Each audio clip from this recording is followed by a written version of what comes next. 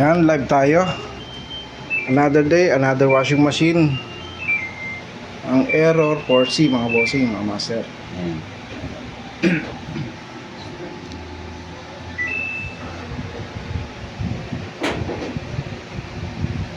Tumasa na yung ano, ring.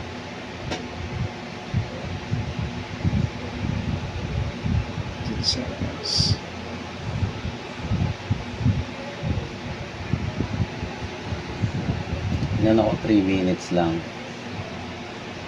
Ano lang mabilis. Na ano ko, gusto ko lang umikot.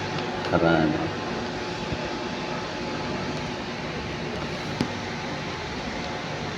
So, wala pala rito.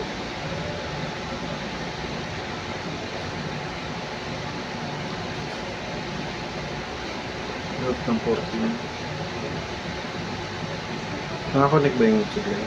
Tubig. Nakakonect lang.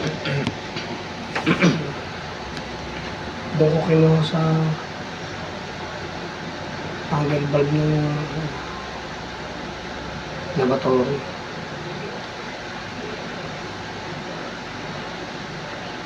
Hindi ikot pa. 1 minutes na.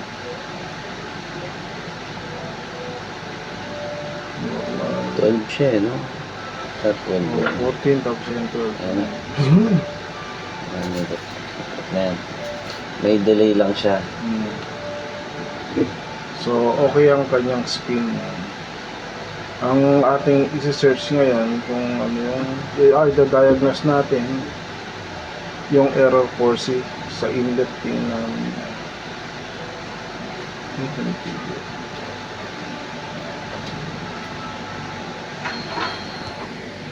Yung 14 nag-drop siya ng 11.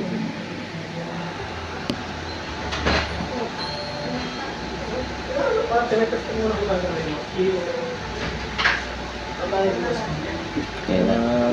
Sa 11 siya nagsisimula. Oh, ganun talaga 14 tapos magda-drop siya. Oo. Dapat doon dire-diretso na Dapat yan. dire-diretso na eh. Oo.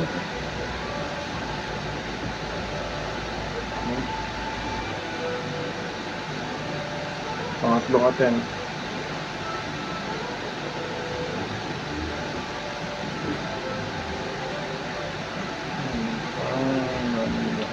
Baka nasa-search niya na walang laman. Kaya dito. Hindi po. Kung sa spin talagang ano ito. Kahit walang laman po. Kahit walang laman. Okay lang. Basta umikot siya. Ayan, nag-drop na ng 10.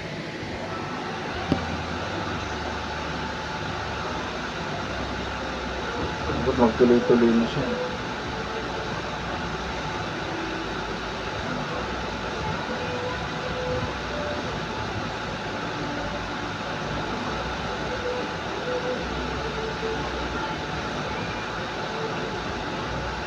Ayun.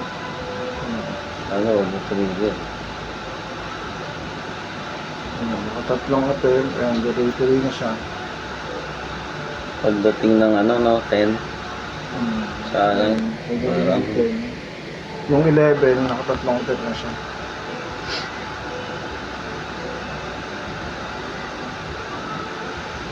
Okay. Cut na natin. Ayan na, lumabas na yung kanyang error. 4C. Mga master, oh. Tingnan natin.